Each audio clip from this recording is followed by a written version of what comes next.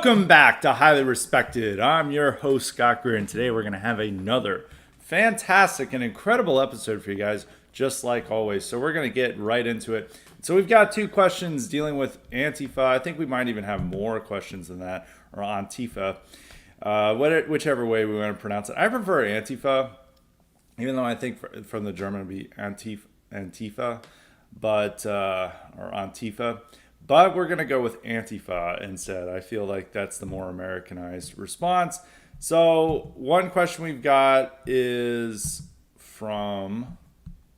The first one is from Dollar Bill. Dollar Bill says, I have seen it claimed on X that Antifa is the armed wing of the Democratic Party, similar to how it was the militant arm of the Communist Party in interwar Germany. Do you think this is true? And then Costco Frank asks, is there a peaceful off-ramp to the battle between left-wing cities and ICE? Portland in particular seems to have no self-awareness of what they're flirting with. Chicago is more of a mixed bag. In any case, I neither expect nor desired the Trump admin to make any concessions. So there's a couple different things. With that, with Antifa, I mean, this is now the new focus of the Trump administration, or the latest news item is that they're using federal power to go after all these left-wing elements in these cities. Now, sometimes they're not going up against Antifa because what happened in the Chicago area over the weekend, it was just random Hispanics who rammed into an ICE patrol that was arresting an illegal immigrant. And, city officials didn't even send police backup, and it was just random Hispanics. It's a lot of times in these cases, it is random Hispanics. I mean, what we saw in Southern California in the spring, it was in May, actually. In May, was primarily just Hispanics just rioting because obviously they're the targets for these immigration raids. In other places like Portland, elsewhere, you're seeing Antifa as the battle between them.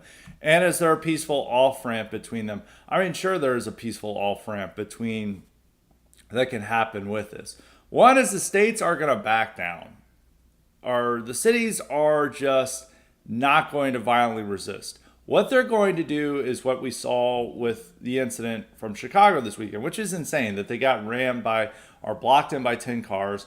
One woman, they got in a gun battle with one woman, and police didn't show up. Local police refused to show up, and they made a political decision not to give them help. That is most likely what's going to happen in these cases. And that even happened in 2020 when Portland's federal courthouse, was under siege by Antifa. Portland police and local officials and local law enforcement did not want to help national law enforcement. Federal law enforcement was there protecting it. They left the federal law enforcement on their own to be pounded with rocks and Molotov cocktails. That is primarily what we're going to be seeing, is that the federal forces are not going to be assisted by local police. But they're not going to use local police to combat federal law enforcement. It's a scenario where it allows federal law enforcement to do as they please and to do all these activities that were once thought impossible. But at the same time, it does create a somewhat of a constitutional crisis, or of a legitimacy crisis within America, where you expect the federal government to be obeyed, and then the city and states are refusing to obey the authority of the federal government. And as I keep arguing with a lot of these people, because people, say like national divorce is our future and we're going to have separation. And it's not the case. Is that we have the federal government is the highest authority. State authority is I wouldn't say quite a joke, but it's only given matters over unimportant things. I think Luke asked one of these questions, asking about the 10th Amendment, and my thoughts on that are, no, it wasn't Luke, it was Ken. He asked about, is the 10th Amendment a truism which delegates all power not enumerated to the states, or is dual sovereignty a legitimate interpretation? Generally, I'm not that concerned with the constitutional or the legal precedent of it, but what has happened, to answer that question, to bring that in as well, is that the federal authority is established as the leading authority in America, whether we like it or not. And in the 2020s or early 2020s, when we had Biden, we tried to assert, a re-emergence of states' rights, but it was it was just situational for that time period, which I'm fine with. We were wanting to have a battle with the Biden administration over a variety of issues, ranging from our primarily immigration, DEI policies, and a lot of other things, and abortion, affirmative action, and some other things where there was battles between it. But as we've seen, we've all ditched that stuff about national divorce and separation and states' rights, and we're now trying to establish that you can't dispute federal authority, which it works for in this case. I have no problem with that because we can't allow these blue states to give safe harbor to all these criminal illegal aliens, and it's right to send in ICE and federal law enforcement to deal with the illegal alien problem and the Antifa problem. So I'm totally fine with that. But there is this battle between it, but now the right is on the side of federal authority is supreme and you can't challenge it, and states and cities have to follow along. But now the opposition towards it, the so-called states' rights issue, is now coming from the left. I mean, it is, everyone's politics and priorities are situational. I don't assume. I know that when if the right loses in 2028 and we now have a Democratic administration, that we're going to go back to, national divorce is going to be popular. We're going to be like, we want a separation and all this stuff. And, there could be certain situations where we can deploy arguments in favor of states' rights. But in general, this country acknowledges that federal power is central. Now, a peaceful off-ramp, I think that's like my answer to the peaceful off-ramp is that eventually, rather than the off-ramp, is they're not going to resist federal authority going in. And their options are limited. Their options are just being an annoyance or being a lack of help in these cases. But they cannot stop federal authority from going into these cities. What are they going to do? Send cops to arrest ICE agents? They're not going to do that. They're just not going to send cops to help ICE agents that get in hairy situations like what happened over the weekend. They might have been Border Patrol. I forget which authorities are there. I know they have Border Patrol there. So if it's actually was Border Patrol rather than ICE, the main thing I want to say is that the federal law enforcement. So with Portland is such an insane left-wing city that they're just going to keep up the pressure. I forget if it was in 2020 or 2021, they almost had a fully open Antifa candidate win mayor. They had a pretty left-wing Democrat that all the Antifa elements hated, and they were harassing his apartment and other things. But there was like a full-blown Antifa candidate that wanted to completely eliminate police and allow Antifa to control the city. And she almost won. So this is a problem in Portland of how left-wing it is. But we have a much more aggressive administration this time. It's easier for them to deploy federal law enforcement because they're just not as limited and as weak as they were in the first term. Media is a much weaker oppositional force. The entire Republican Party is in favor of using federal elements to deal with crime and to deal with chaos in these cities. And so they're just going to keep it up. And I think with Portland, it's good for Republicans to have these cities as chaos as well, because we can then make ads to show that this is what the radical left wants for the entire country, which is true. So it's a win-win all around. So I think we're just going to keep it up. It's an easy PR battle or PR victory for Trump, and it's you hang an albatross around the neck of the Democrats, and that they have to deal with this stuff. And if they refuse to, and crime helps Republicans, and if we show the Democrats are on the side of radical left agitators, criminals, and illegal aliens, that helps us in campaigns. So, and generally the public is tuned out. I think in 2020, when we had far more of a national uprising, Look at what the Floyd revolution was. But the public was so psyoped into supporting it that there was a lot of opposition towards using really vigorous federal law enforcement in these cases. But now the public is tuned out sports betting and doing a lot and focused on a lot of other things. So they just don't care about this stuff. And Trump is able to be aggressive about it and create ads for it. So I think it's it's not going to develop into war.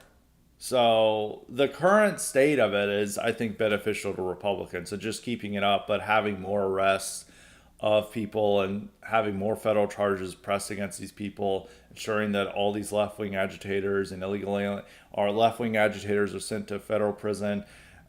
Illegal aliens are sent out of the country. Gangbangers face stiff penalties and other things, and you just terrify more of that illegal immigrant population to flee the country, and also terrify the left to, cut ties with Antifa and to also potentially flee the country as well, because Mark Bray, one of the Antifa academics, has fled the country, which is awesome. And so we hope a lot of these other people flee the country as well, or we arrest them and sentence them to serious federal charges. Now to the question of whether they're the militant arm of the Democratic Party. No, I would disagree with that. In some ways, in the 2010s, they did act as the militant wing of the Democratic Party, because Democrats just want to pretend that Antifa doesn't exist.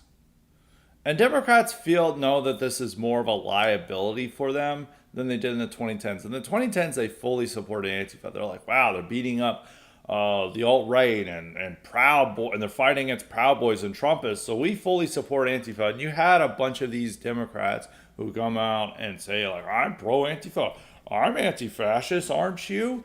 And they would all have this type of endorsement of Antifa and say that they're completely peaceful and awesome, and CNN and all these places would run these puff pieces on Antifa. So they were much more of officially sanctioned in the 2010s than they are now. Now, I'm not saying that there's like a full-on condemnation, but they realize this is embarrassing for them. And they were really, I think they got tired of them in 2020. They didn't want to do anything about them in 2020, but they really didn't like that Antifa was keeping up the violence in these cities throughout the summer and into the fall, because they realized that wasn't really good for their election hopes. Now, they did have social media on their side and the mainstream media, so they were able to ignore entirely their siege of a federal courthouse in Portland at that time, and to ignore how these left-wing agitators were stirring up unrest and violence in various cities and handing out, kind of paddles and other things to help stir up the rioters and give them weaponry and stuff. And there was like these vans going around. But they just had a blanket ban on it, knowing that they were a problem for them. Now, it's hard for them to also be a militant arm of them, because a lot of those Antifa elements are very firmly opposed to the Democratic Party. And this is in going back to that case where they went after the Democratic mayor of Portland. They were harassing him as much as they were harassing the federal, or not quite as much as the federal courthouse, but almost as much as the federal courthouse in that time period. They were going against the Democratic Party. They were not being as useful to Democrats as they thought they were. And even right now, a lot of those Antifa elements, the other issue besides the immigrant raids that is most animating them is Israel. And they are on the opposite side on that issue from the mainstream Democratic Party. And so it's not something they can really control. Like the Communist Party was in full control of Antifa. The Antifa was just another term that they were using for their paramilitary, which was the Red Front Fighters League. And so they were creating a popular front, a broader coalition with some other elements, but they were fully controlled by the Communist Party. The Democrats do not control Antifa. And the Democrats wish that Antifa would go away because it's causing a problem for their for their political goals, because they're no longer interested in the idea of like, oh, we need to disrupt Trump rallies and we need to destroy the alt-right. Is the Antifa's not even doing a good job at this. Now they're just creating a PR perfect advertising material for Republicans. Is Democrats want to pretend there's no left-wing extremism. Then Antifa has a riot, and then it's like, well, look at what this is. And then it's the same with, having attacks on ICE facilities. They want to say there's no organized left-wing, there's no desire for left-wing terrorism. Then you see the attacks on ICE facilities and these planning of these groups. So it becomes an embarrassment for them, and it doesn't serve a useful purpose. They would wish that there was no left-wing violence. And that would be better for their political campaigns. But Antifa is doing its thing independent of the Democratic Party. So I don't think it's really the militant arm of the Communist Party. You could make more of a case in the first Trump term. It was more so pre 2020, because even the Floyd revolution went a little out of hand from what Democrats wanted. They wanted a completely peaceful riots. Obviously, it was not peaceful at all. But thanks to their media control, they were able to pretend it was. Now that media is much weaker and social media is much more right-wing, much less censored than it was in 2020, that people see the truth. So, this is more of an embarrassment for them than a useful element to them. And Antifa and even the violent left-wing elements are in opposition to Democrats over Israel and some other issues as well. So that is my discussion about Trump's war with Antifa. I think it's generally, the larger point is I think it's a good thing for Trump, is that it highlights many things he wants to, that are good for his campaign. That our cities are chaos and they're not controlling crime and disorder. That left-wing extremism is a serious threat to this country. And then Antifa, sure enough, shows up to demonstrate that. And 3, it also shows how these cities and left-wing elements want to defend criminal illegal aliens. And you could just show that, like, oh, we're about to arrest somebody who's like a pedophile or something. And a lot of times they're like pedophiles or murderers or gangbangers. And all either Hispanics or Antifa come and try to rescue them.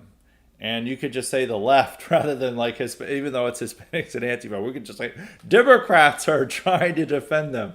And in the fact their cities and states are trying to defend these criminal illegal aliens from punishment. So I think it's useful to continue on his war against this left-wing cities and Antifa. And so it's better if it continues. I think it was worse in the 2020 because they were, in fact, in some ways losing. And they would press charges against these Antifa guys in Portland, and federal attorneys would drop charges, and local AG would drop charges. So it'd be pointless to it. Now you're arresting these guys, and there's such a push to round up left-wing extremists and throw the book at them that you can, try to do that. Now you're still gonna have problems with grand jury and other things, but you're gonna make a case to that person. That person's gonna be much more hesitant about doing this stuff if they're facing a lengthy sentence in federal prison. So I think it's generally good for Trump. So we'll go on to some other questions. I generally do not. I always say 2 questions max, but K-Max has 3 quick questions that I'll just go over.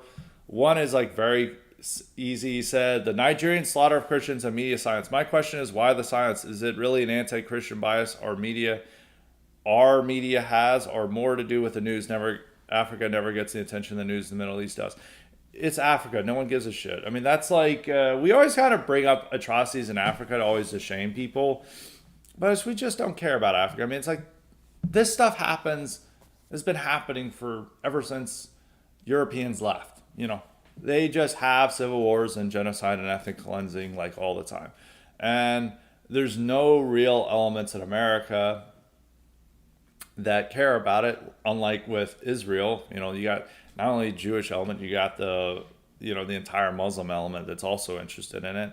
Also, our foreign policy is much more directly tied to Israel than it is to anything in Africa. So it just doesn't matter. And I always people are bringing this up. I notice it's a lot of pro-Israel types are bringing this up. They're like, they don't care because they're trying to defend what they're doing in Gaza, and they're like, well, look what's happening in Nigeria.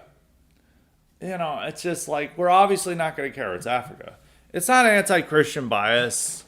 It's more that it's just Africa. We don't care. And even with Bill Maher bringing it up, it's Bill Maher is more supportive of Israel. So it's a useful way to say like, oh, you care too much about Gaza and Palestine, and you're not caring about these Nigerians. I mean, we bring this stuff up all the time. I remember in the 2000s, we were trying to bring up stuff in Sudan, which a lot of liberals who had turned on Iraq wars, like, well, why are we so focused on the Middle East when we couldn't focus on Africa? Which is just really bad politics, because the problem is American foreign policy is trying to extricate ourselves from the Middle East.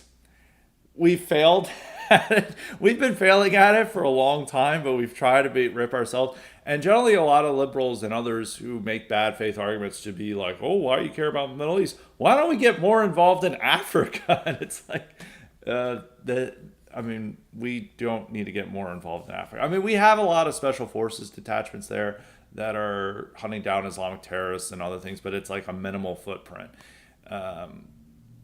And we're also contesting Russian and Chinese excursions into there, but we don't need to get more mired in Africa. So it's in a lot of ways, I would say it's a good thing that American media doesn't care about this, because then we would have like, we need to intervene into Nigeria.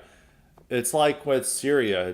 I remember the media would make all these like attempts like, oh no, Aleppo, we need to intervene and topple Assad. And we already had enough intervention there that, backing these rebels that turned out to be Islamist radicals and other things that, we don't need to get involved in any more quagmire. So I would almost say that it's a good thing we don't focus on these things, because there's atrocities all the time. And if American media was hyping this, we'd be demanding interventions in every single African country. Second question, how huge of a victory for our side was the FBI dropping the ADL and SPLC? How much further can these two groups be neutralized? I really think it should be the biggest victory to bankrupt the SPLC and severely neutralize the ADL. No, there could definitely be more to be done. It's a big victory. Now, how much they're going to utilize this, because they've at times claimed that they're going to stop using the SPLC and ADL at other times. But I think they're under Cash Patel, for however goofy Cash Patel is. Somebody asked me about his challenge coin, and I think he's out of his element. It's still good that, and there's a lot of this in the administration. Actually, probably my next topic I'll go to after is like some of the administration issues and some of the officials that are there. But this is a big victory. We want them to cut ties, but especially with the SPLC. ADL, you're going to make, it's a little bit harder to make the Antifa connection, especially because they've been on opposite sides on Israel. They could do investigations. I don't know if they are. Cutting off ties is a big win for this.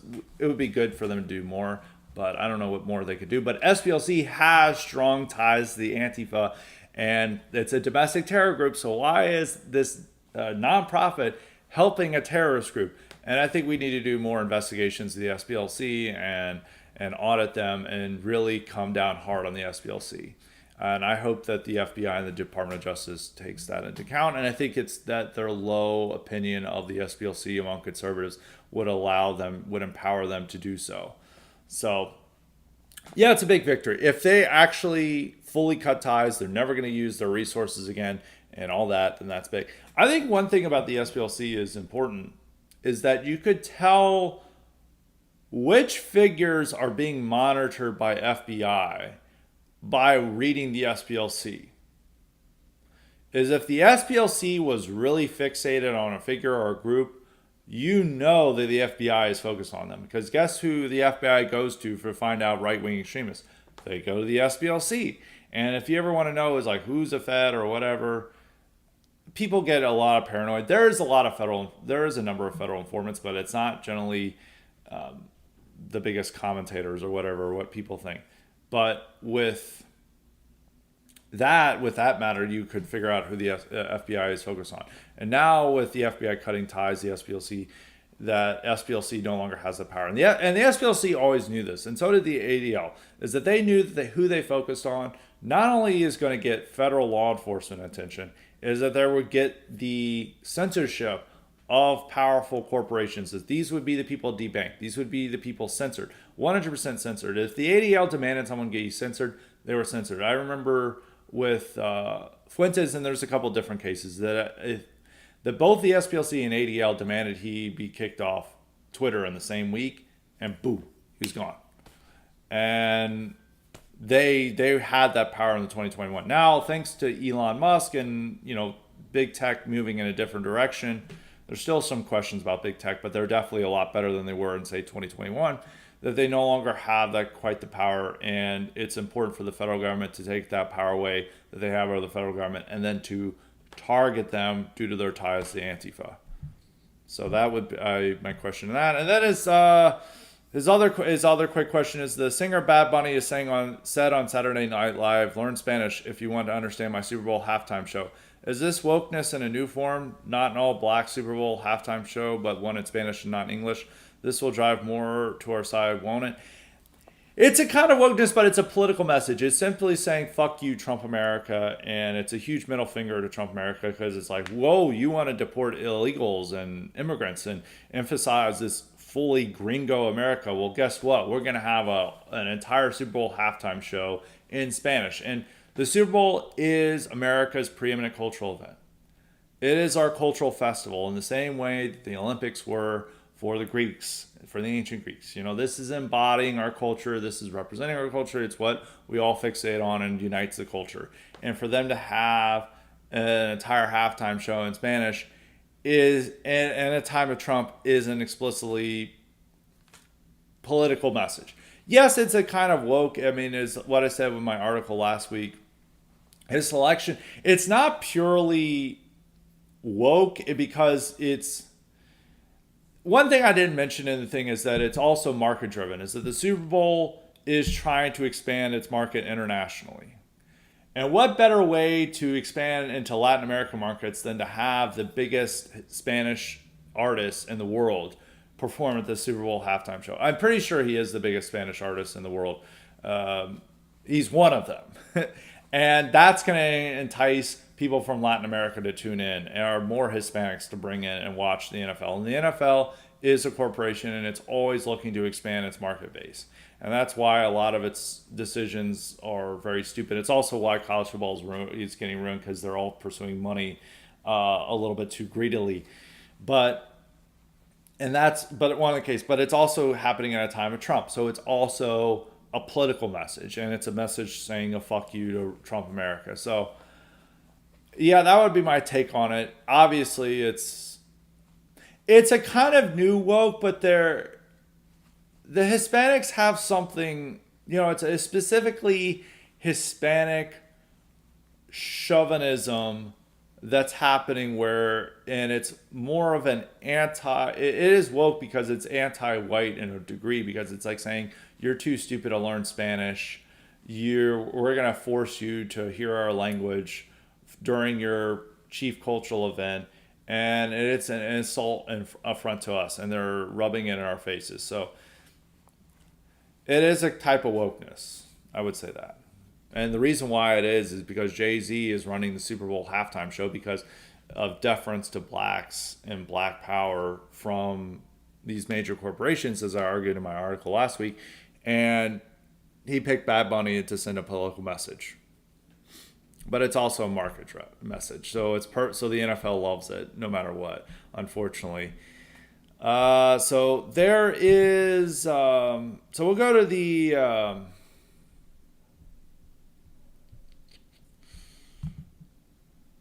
we'll actually... well, I was going to go to the administration questions, so let me go around and find that.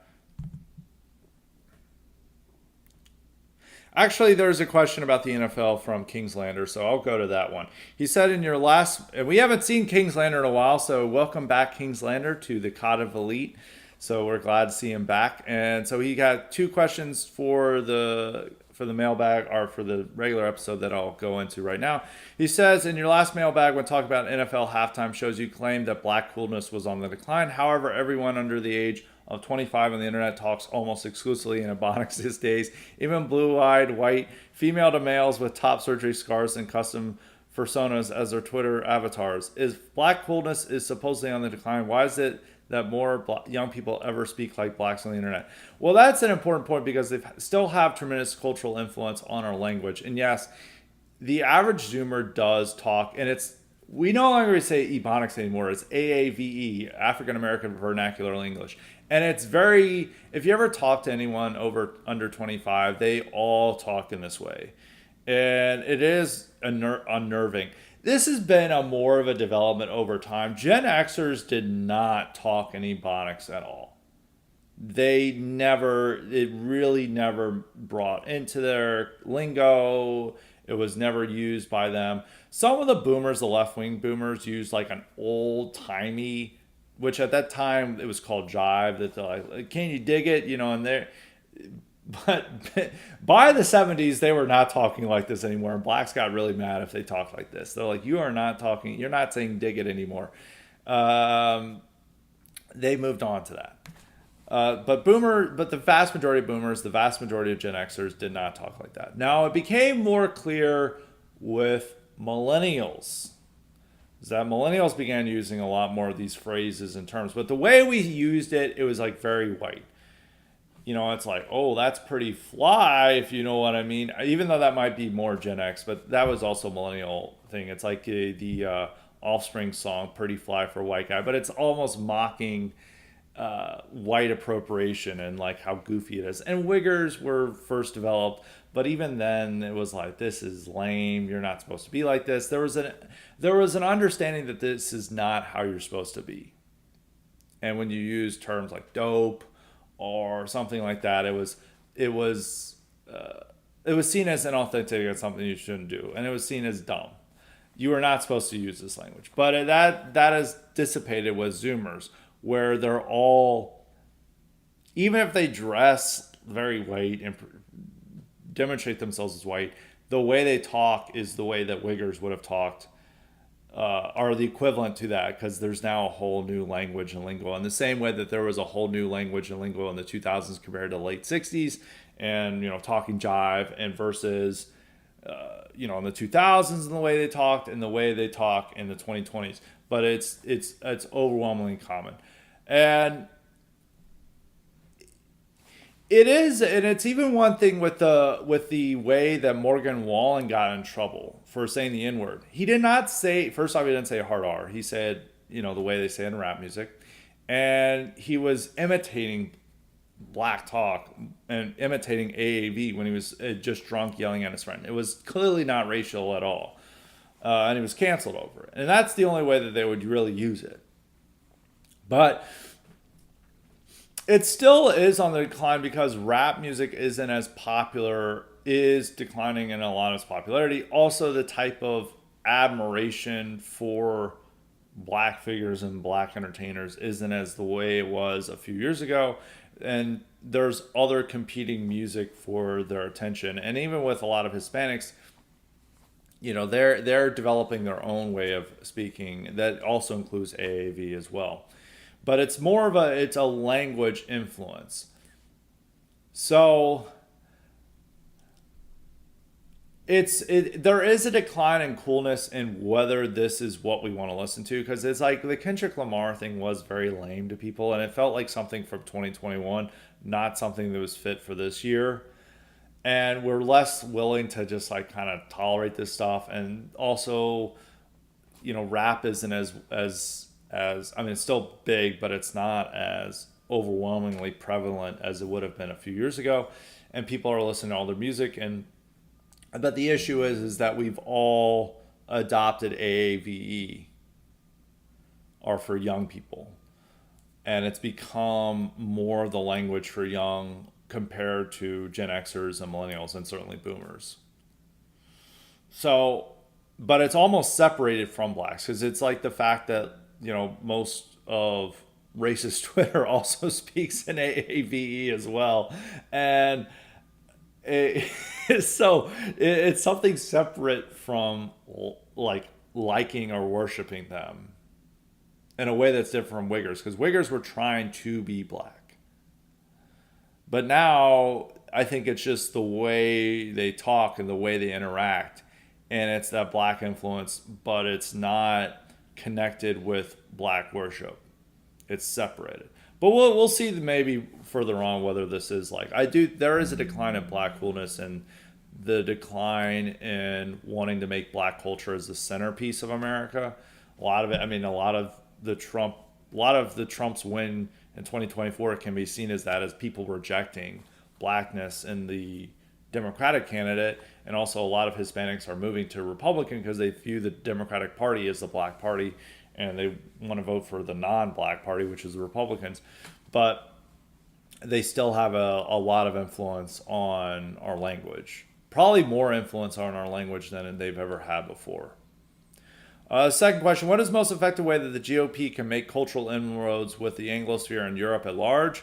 When it looked like Trumpism was dead in 2021, 2022, basically all Western world readers rushed to celebrate Trump becoming a persona non grata without explicitly stating it, and I can imagine the UK, EU would probably love nothing more than to work side by side with Democrats to enshrine multinational online hate speech laws with substantial fines if they ever get the chance.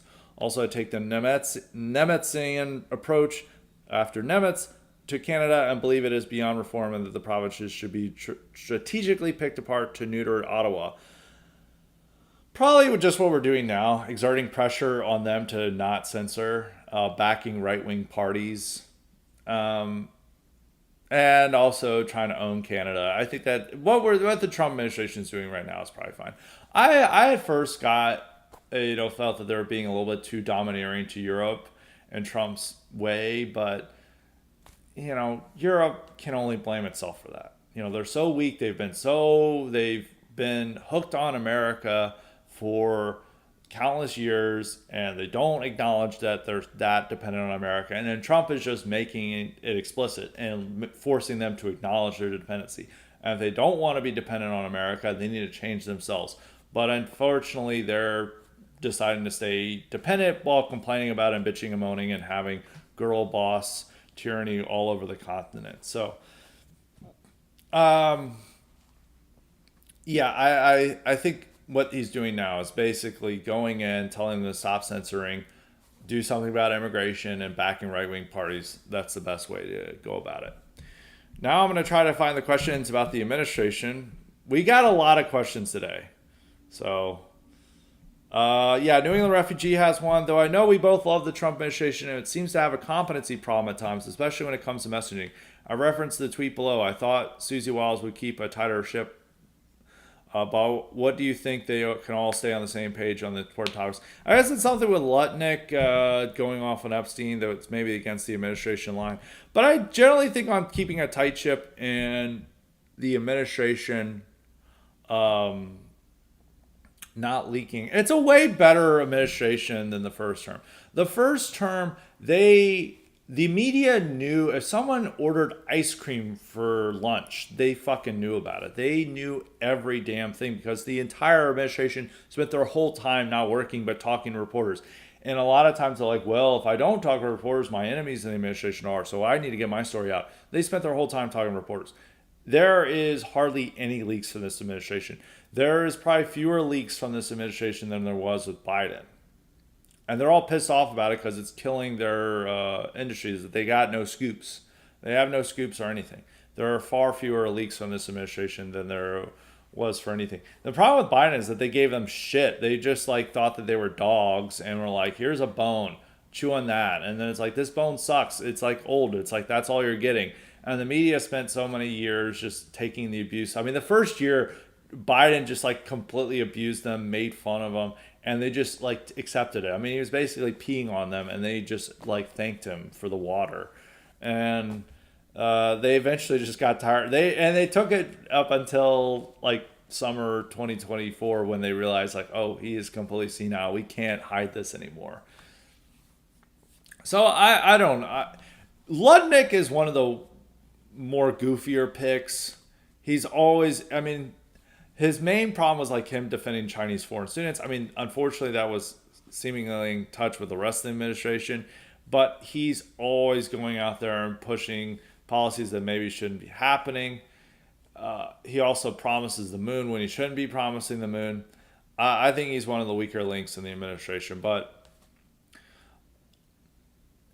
they go off the reservation. I mean, Pam Bondi is also the worst at this. She's the one most responsible for getting everyone's hopes up about Epstein. So he's like, I got the Epstein files on my desk, and then she didn't.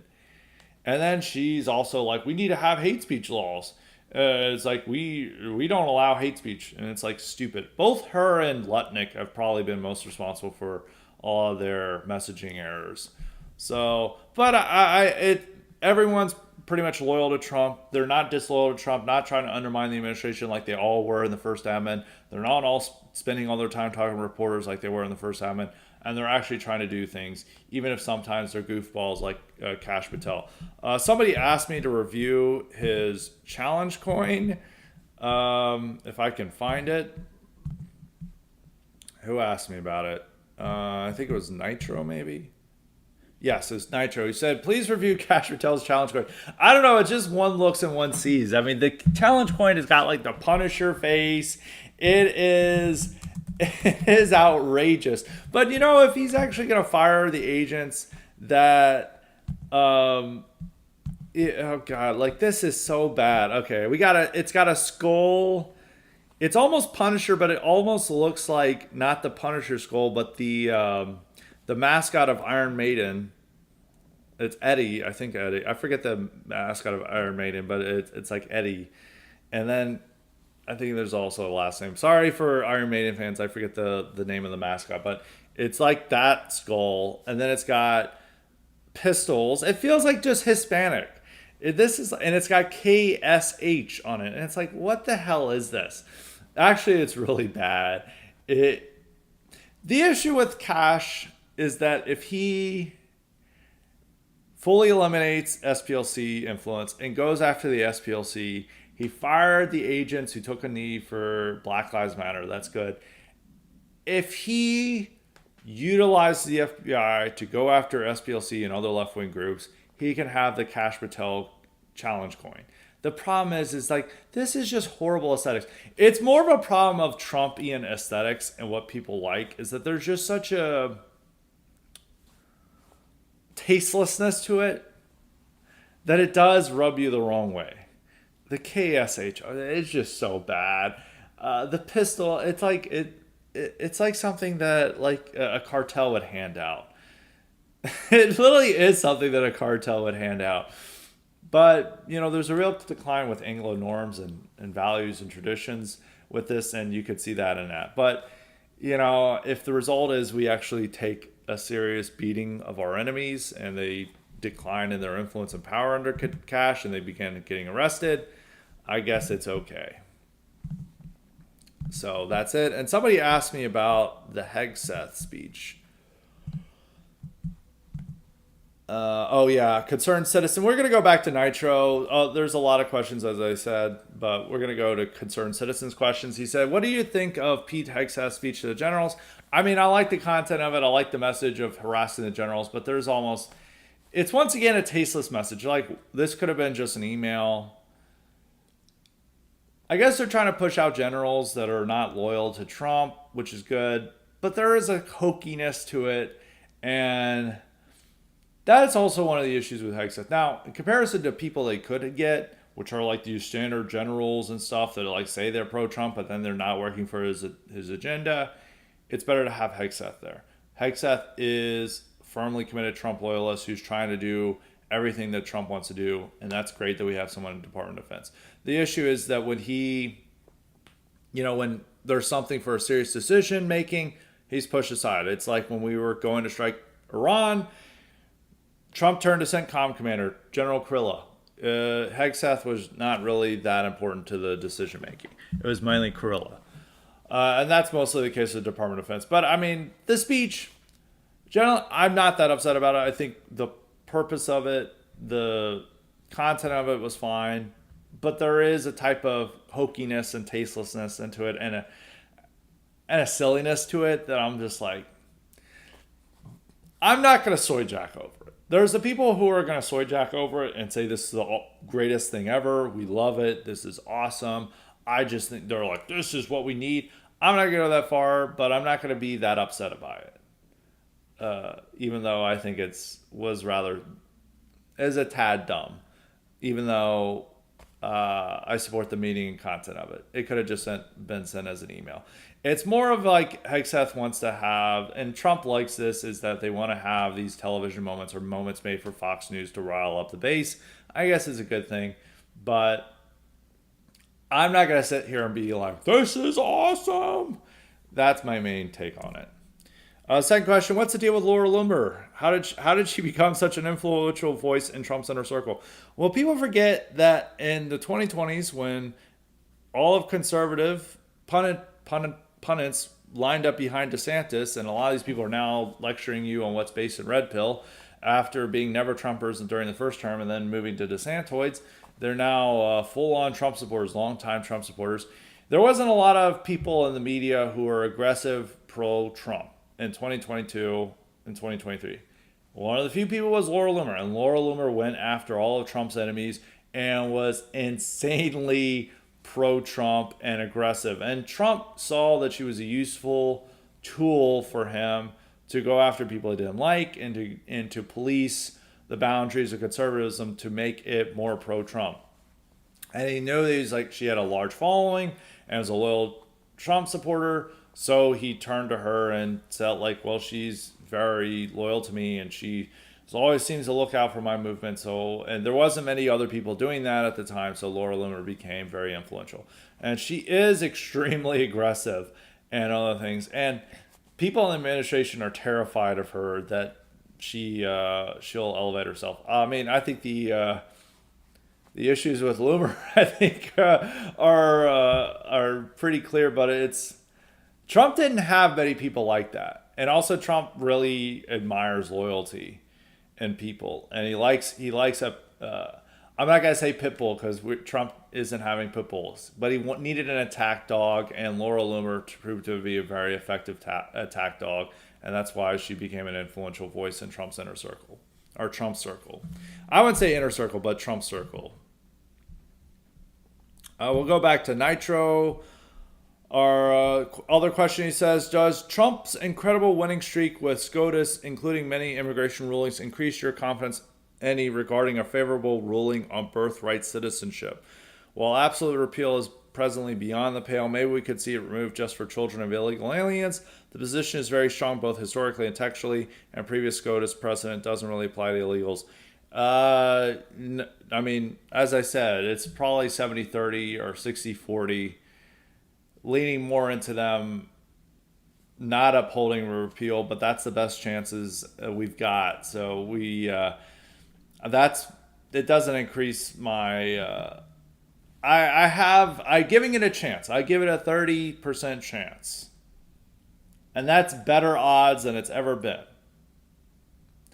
So there's a chance, but I think both Amy Coney Barrett and John Roberts are not going to vote for it. And I don't know where Kavanaugh and Gorsuch are going to be. I'm not 100% confident I know where they're going to be. So that's where my take on it. Now, I could be wrong. I could be pleasantly disproven by this. But I'm sticking to 70-30. 30% chance they repeal it. Or they uphold the Trump administration stance on it. Now for Ken's other question, what's your take on the Guyanese Superintendent Ian Andre Roberts? I mean, it's just a really funny story. It is the most insane story about America is that this guy with a lengthy criminal record that goes back to the 90s and a lot of even violent crime in there. He's an illegal immigrant. He's never been deported.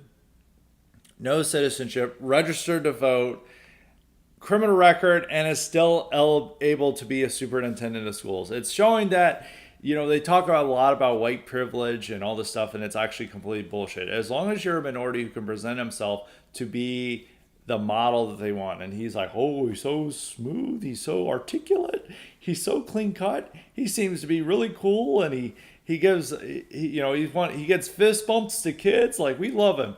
and he is elevated. And also, he was like terrible at his previous jobs. Is that he was like telling, he had some important role in Baltimore or Maryland schools, and he was like telling them to advance kids who couldn't read and stuff, and to falsify records. And he just got his way. And it really shows the rot in American education that this guy is able to assume, to be head of. I assume Des Moines school system is the largest in Iowa. He's able to assume the head of their largest school district, and then they're like, no vetting at all, no criminal. The average person applying to get like a grocery store job got more vetting than this guy, and he's overseeing thousands of kids. So it's a very funny story. I think it's perfect bait for Trump to say like, oh, you guys say that none of these people are getting registered to vote. We'll explain this guy. How did he get to register to vote? How did he, and you're also saying that, oh, you do serious background checks of all these guys. Look at how did this guy with a criminal record get there? And you're also saying illegal immigrants aren't doing anything important. Look at this guy. So it's a perfect story for the right to highlight and to elevate and to undermine the claims of our enemies and what they claim about and what they try to insist on about with immigration or schools and other things. But it's also just a really funny story. So that's Ken. We'll go to New England Refugees. Other question. He asks, will AOC beat Schumer in a New York City New York Senate primary? He accidentally meant New York. She's going to be an idiot if she decides to run for president or run for Senate rather than I'm going to make sure that I'm pretty sure it's in 2028. That would be for the Senate against Schumer. I have to double check on this. Yes, it would be Chuck Schumer. No, she'd be an idiot to run in for 2028 against Schumer because there is a huge opportunity in 2028 for someone like her to run for president. This might be her only shot to be a serious presidential contender. Her looks aren't going to be around forever. And, maybe she waits 4 years or she wins the Senate and she waits another 4 years, but she's going to be in her early 40s and she might, and she's already starting to lose some of that sex appeal that's key to her appeal and key to her popularity. So I think she would be an idiot to run for Senate rather than for the presidency. And she might lose it. It might look like, oh, she could beat Schumer right now. But Schumer is a very powerful Democrat. He is, he's kept his place for a long time. He can depend on AIPAC and all these elements to defend him in a primary battle against AOC.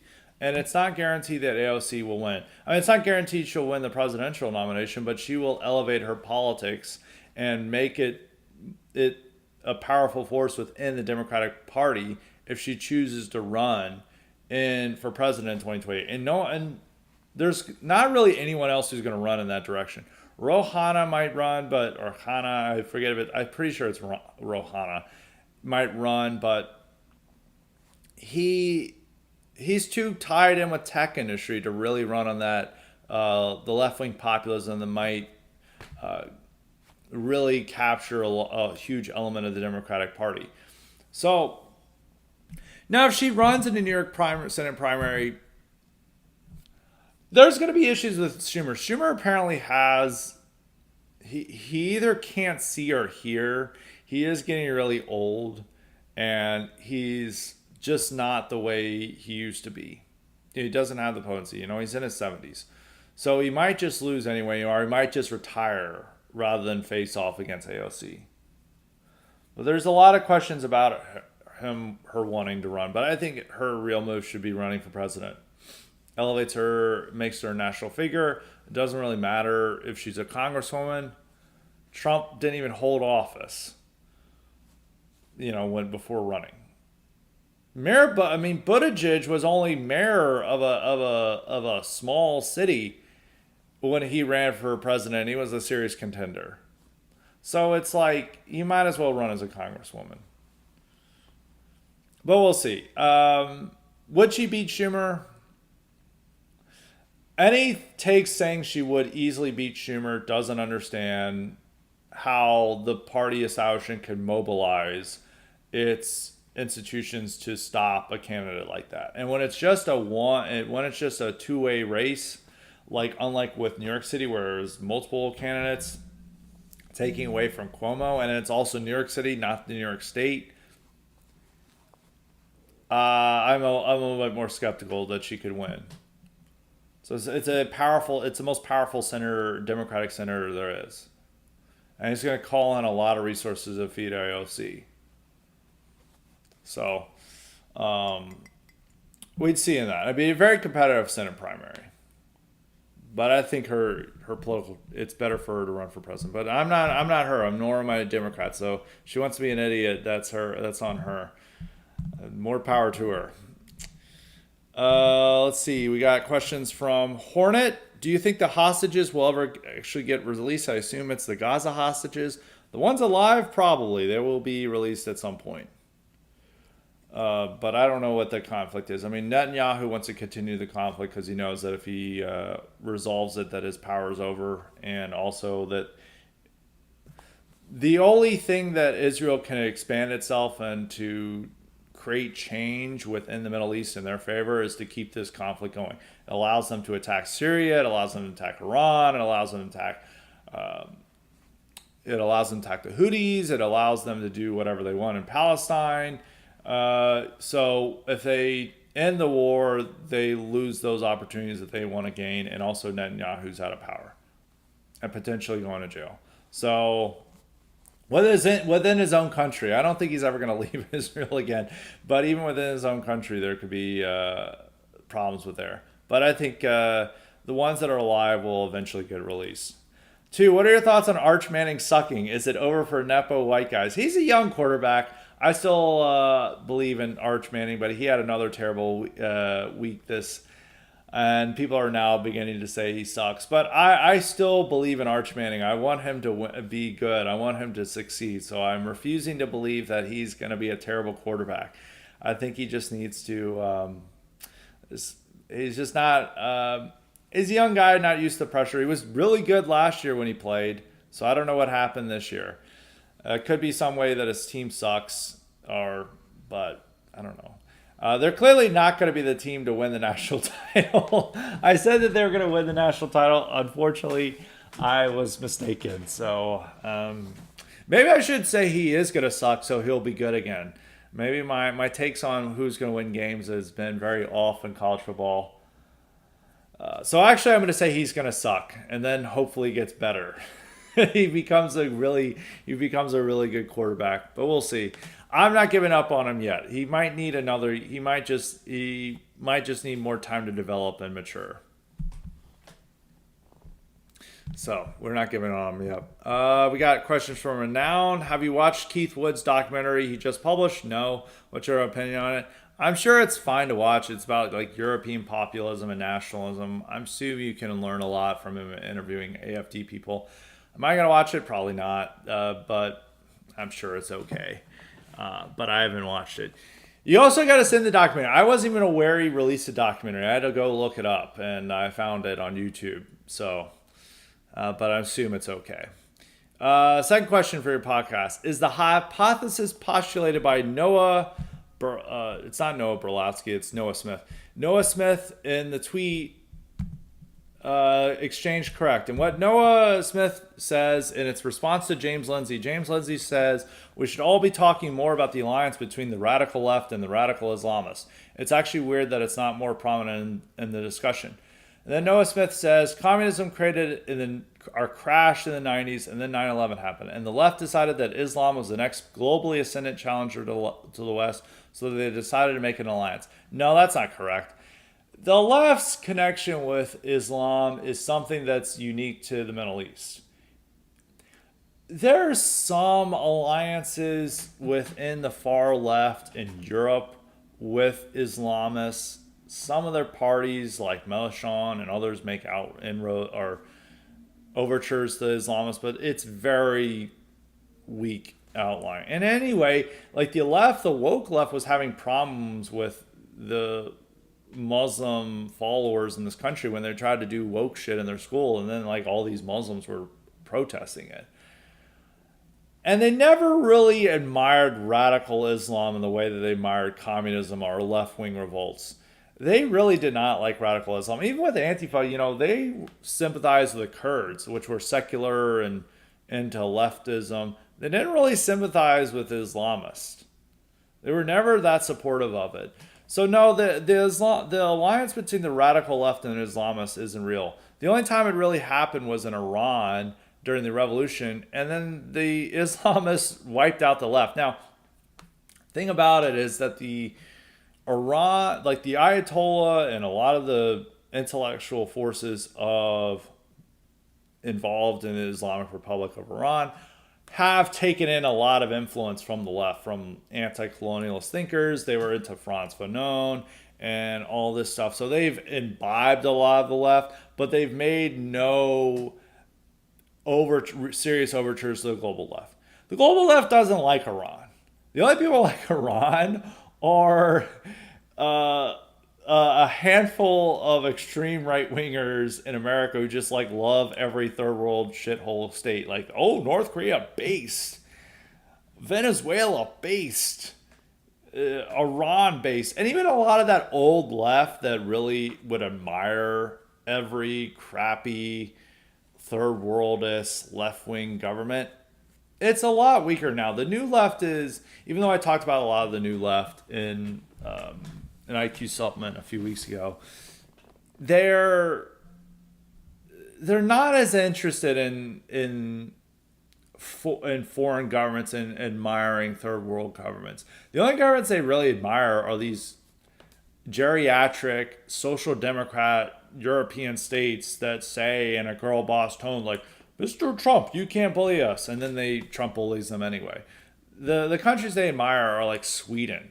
They don't admire, Cuba, and some of them still admire Venezuela, but even like the Chapo cells aren't that into like defending Venezuela in a way that the leftists of the 60s and 70s were really into admiring Vietnam and Cuba and other governments in Africa. It's just not really there. So no, there's not been an alliance between the radical left and the radical Islamists. The only place where that ever happened was in Iran. But that's not been replicated. It was a very common talking point. I guess it was a useful talking point for the right to kind of demonize the left and to make people think the left is there, but they're not allied with the radical Islamists. And Antifa went, if they ever went to Syria, they were fighting ISIS and radical Islamists, also Turkey as well, which they're Islamic government, so there's no real alliance with them. And even in Europe, well, the Turks are, a lot of them are, the Grey Wolves are more secular nationalists, but some of them support Erdogan. There's a complicated fixture there.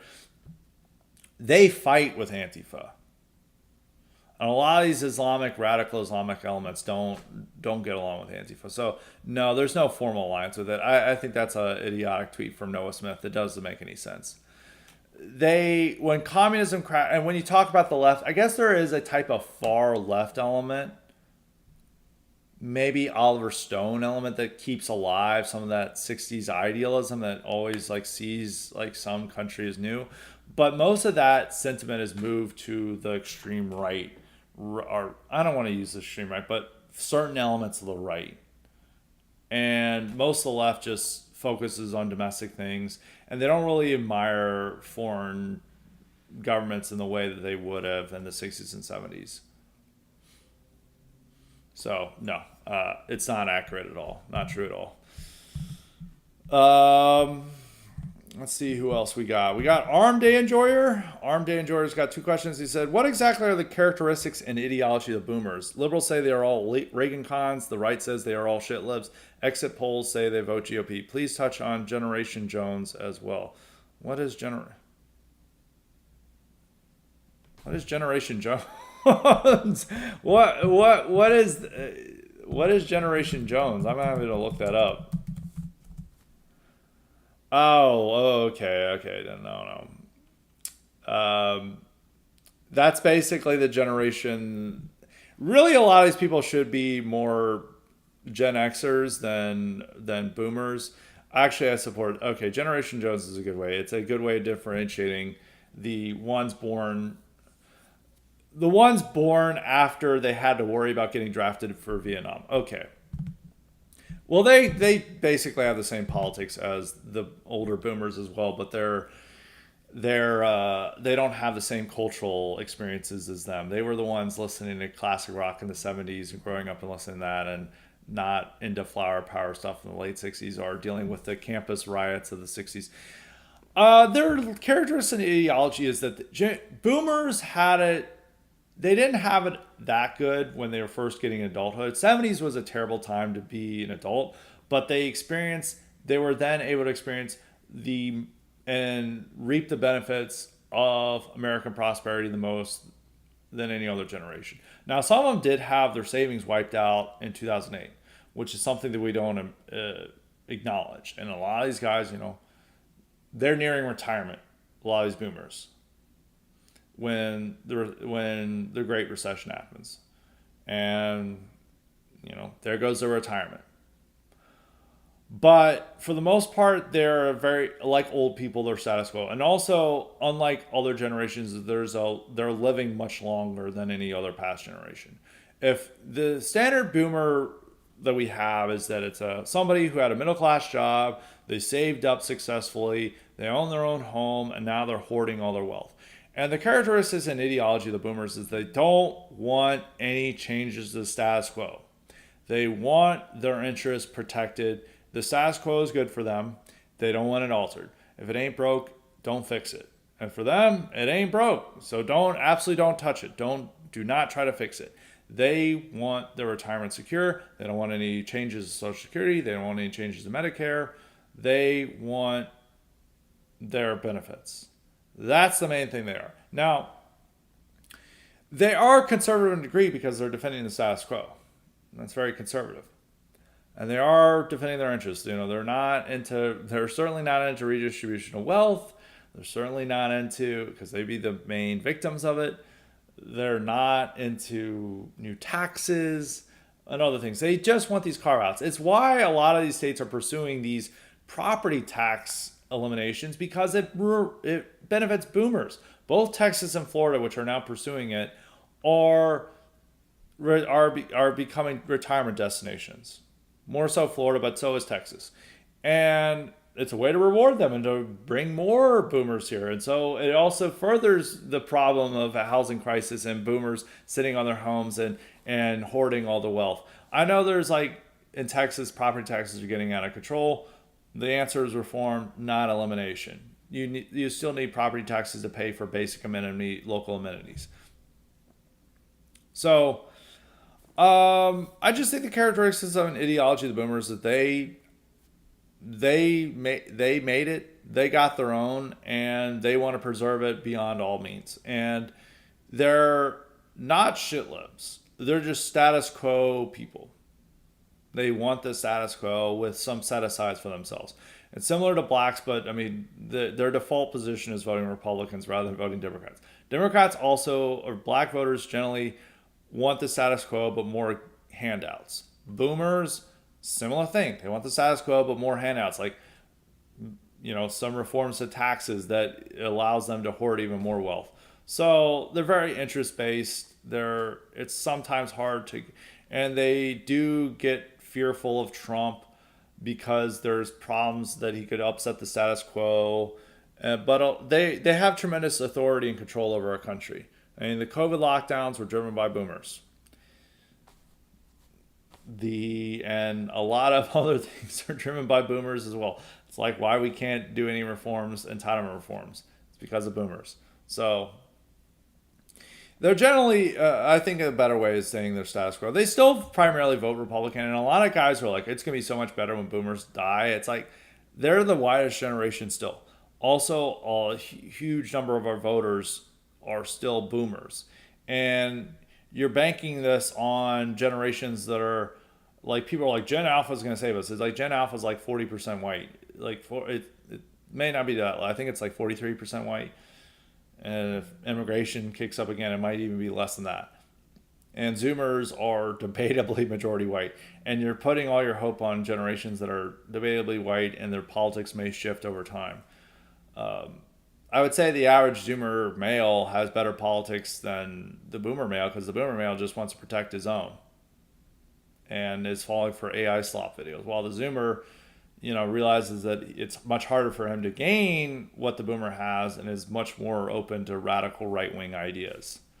So, but Generation Joes, I think that with I think it's just, they're more, as a cultural group, they're different from the rest from the older Boomers, but they're not, I think their politics and their characteristics are the same, even if they had a different youth.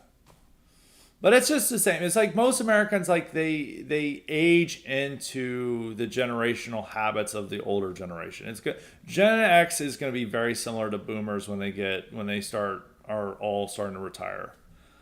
There's going to be some minor differences in that. Well, the bigger difference is they have fewer kids, and they seem to be much more hostile to the young than even Boomers are. But that's another issue. Second question: why is it that a school can be in a 90% white suburb and yet the school is 60% white? Aside from athletes, of course, so whites aren't having as many kids. That's I think it's from the old people. It's that a lot of that 90%. I don't. If you have a 90% white suburb, you'd have to point out the example of where it's 60% white. My suburb that I grew up in is, my high school, the county I grew up in is probably in that area. It's probably at least 80% white, if not more so. And the high school is still 80% white that I went to. It was about 90% when I went there. So it's still very white. I don't know where it can be 60% white. I guess your one example would be maybe Fairfax County or something, or some of the Northern Virginia suburbs where the general population is whiter than the school system. And that's just because there's young couples living there that are maybe people who are uncoupled who don't have kids. And then there's older retirees who are living there and their kids have moved out. And the ones with all the kids are the immigrants. So you'd have to point out the example. I don't, because it depends on the area. If you're pointing, first, Fairfax County is definitely not 90% white, but if that's one area where the adult population, I'm gonna look this up for Fairfax County demographics. I would guess that it's close to 60% white general population, and you're gonna hear me typing. We're gonna just type. I don't think you guys care. Median age is nearly 40. That's a little, not that surprising. Bringing up the demographics. So I'm actually mistaken. It's only 47% non-Hispanic white. The school system is like 37%. So it's a little bit wider. So, okay, that's not a good example. You really have to point. I don't think there's any area where it's like 90% white and it's 60%. The schools are 60% white. It's probably a little less white, but it's not that divergent. I think so. For Fairfax County, it's the adult population is 10% wider than the school population. I think that you see that more because you have two elements within these suburbs, which if like non-whites live in a suburb, they're a family group. It's generally not, a young couple or young singles living there who, it's near the city or whatever. You have those elements for the whites, but for non-whites, it's generally they move in as a family group, so they're going to more likely have kids, while the whites are either retirees or young couples or young singles without kids. But I don't think it's as divergent as 90% to 60%, unless you have an example of that, which you'd have to send me an example. Not everywhere in America is the same, so you'd have to send me where an example that exists. But I'm a little skeptical it's that divergent. But there might be an example where it is like that. I think that is all the questions except for LK Rurik. So if I missed you, I know I told one person that we have saving up the question for the mailbag. But if I missed you, just harass me and we'll get to it for Wednesday. So LK Rourke has got 2 questions today. He said, how much would anti-Obama sentiment have been reduced from the outset if he had an Anglo-Saxon name? That's a great question. I think it would have been reduced because, one, a lot of the hostility towards him was that he was a Muslim and that he was born in Kenya. And if he had had an Anglo-Saxon name, those 2 things would have been reduced. And so it would have just been open racism, which I always have to say is that one of the problems with the Indians is that you can't find something to cover up the racial sentiment. It's just like overtly. It's like they're pushy, they're annoying, they smell bad, they're lecherous. You know, you're just using, a lot of this is true, but in order to sell opposition towards this force, you have to say that, like, oh, they might be a foreign faith. Well, they are a foreign faith, but it's easier to create fear around Muslims than it is Hindus. There's not radical Hindu terrorism. There is with it radical Islamic terrorism. And the fact that his middle name was Hussein, and we had just toppled Saddam Hussein a few years earlier, you know, there was those problems with it. It was easy to paint Obama as a foreigner due to his name, and you could tie him to Islam also through that his name. And if his name had been Barry, even if it had been a Barry Obama, but Barry like Bernard Harold Obama, you know, it would have been harder for him to say. Obama would have been a weird name, but if it had been, say, well, O'Brien, there are a few black O'Briens, but let's say it's Barry O'Brien, and he's a black guy. And then we're like, well, he's just a normal guy. He's just one of us. Maybe O'Brien's not the one. I mean, we need to go for a better name. Let's just say Johnson is his name. He would have had that thing. But he would also been more connected into black political world with all the problems of that, with direct connections to black power, direct connections to a lot of the corruption. The fact that he was an outsider and he didn't really ever truly fit in with black America because he was raised by his white grandparents. He was raised all over the world, and he, wasn't a black American in his ancestry. He's half Kenyan, half white. He was able to differentiate himself from the rest of black America and then present himself as like a much better, cleaner cut. And it was like, this guy I can understand. I think if he had been like a normal black guy, it would have been harder for him to sell himself to the public. He'd been more like Jesse Jackson, and there was a ceiling on Jesse Jackson. But I think that if, let's say he had won and his name was normal, yes, there would have been a lot less. It would have been much harder to have the open anti-Obama sentiment, because it would have been much easier just to say, oh, well, you just don't like it because he's black. It's like, no, we don't like it because he's a foreigner, or he's got a weird name, or he's a Muslim, or he's born in Kenya. They wouldn't have had the birth certificate stuff, and you wouldn't have had the secret Muslim stuff. So yeah, it would reduce some of the sentiment, but weirdly enough, there had been a different sentiment in there, that they would have seen him as just like Jesse Jackson and Al Sharpton. And it's harder to voice that without it being seen as racist, but more Americans feel that. They could understand that Obama was not like other blacks due to the way he spoke, the way he comported himself and other things, that they were able to separate himself, and he felt less threatening to them. But when he would have had a normal name like that and been more deeply connected within Black American politics, Black American culture, that there would have been a different aversion to him that might have been stronger, but people would have been more fearful of voicing it. And I think it would have made him harder to have won the nomination without that foreign element. So that's my question on that. Or that's not my question. That's my answer. So I get that a little mixed up. But his next question is the Sapir-Whorf hypothesis Greer had approved, which is basing that you can tell how a person acts and their culture based on their language and how they speak. Or I'm going to give a definition for it, because I'm not 100% fully on this. So this is what the answer I'm getting from dictionary. A hypothesis first advanced by Edward Sapir in 1929, subsequently developed by Benjamin Whorf, that the structure of a language determines a native speaker's perception and categorization of experience. I think there's something to that. I haven't looked as deeply into it, but it is definitely not Greerhead rejected. So it's Greerhead tolerant. We'll give that my stamp of that. So that is it for a Highly Respected today. We're going to have more great content coming up this week, so be on the lookout for that. So until next time, stay respected.